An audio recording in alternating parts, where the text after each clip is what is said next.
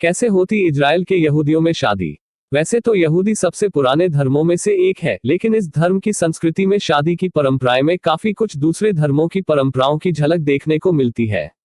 दुनिया में कई जगह बिखरे इस धर्म के मानने वाले लोगों में कई तरह के परंपराएं और रिवाजों में फर्क भी देखने को मिलता है, लेकिन फिर भी यह कई धर्मों की तरह से एक पवित्र बंधन माना जाता है।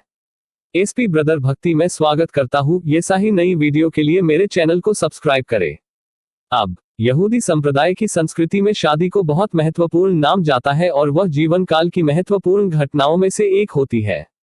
अमूमन बाकी मजहबों की तरह है, इसे पवित्र बंधन के साथ एक करार भी माना जाता है।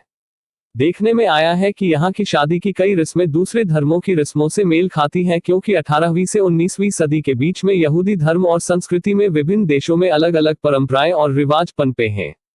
इसमें से कई जगह पर स्थानीय संस्कृतियों की धारणाएं भी अपनाई है, जिससे परंपराओं में भी बदलाव देखने को मिले हैं। यहूदी धर्म में भी शादी एक करार की शादी यानी कॉन्ट्रैक्ट मैरिज होती है। इसके लिए अमूमन कोई मुहूर्त तो नहीं होता, लेकिन रविवार के दिन इस रस्म को पूरी किया जाता है। गवाहों की उपस्थिति में दूल्हा दुल्हन एक दूसरे को चुनना स्वीकार करते हैं और एक दूसरे के साथ जीवन भर रहने का वादा करते हैं।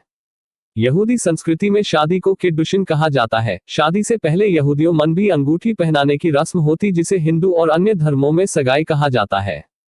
यहूदियों में शादी से पहले मिलने की परंपरा होती है, जिसे योम किप्पुर विद्दुई कहा जाता है, जिसमें लड़का लड़की मिलकर कन्फेशनल प्रार्थना में हिस्सा लेते हैं और पुरानी जिंदगी की सारी गलतियों की माफी मांगकर नई जिंदगी में एक दूसरे की वफादार रहने की कसम खाते हैं।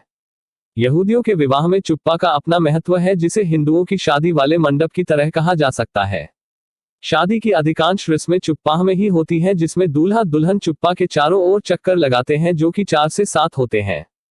7 चक्कर बाइबल की अवधारणा से निकलते हैं, जो 7 पूर्णता या पूर्णता को दर्शाते हैं। इसके बाद अंगूठी की अदला बदली होती है। दूल्हा दुल्हन की दाहिनी तर्जनी पर अंगूठी रखता है।